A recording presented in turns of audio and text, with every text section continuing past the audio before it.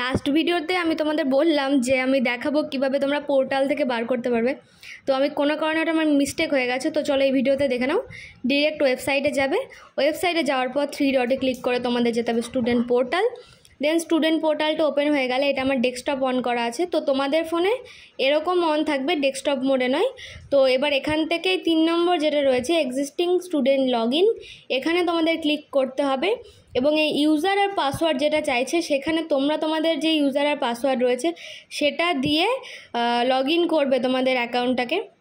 তো দেখো account create হয়ে যাওয়ার পরে কিছু এরকম ইন্টারফেস আসবে। এবার এইখানে তোমাদের একটু দেখে নিতে হবে যে মানে অ্যাডমিট দিচ্ছে কিনা। আমার তো অলরেডি এসব প্রসিডিওর কমপ্লিট, তো সেগুলো আমার চলে গেছে, আমাদের সেমিস্টারেও তাই হয়। তোমাদেরকেও ঠিক এইভাবেই দেখে নিতে হবে।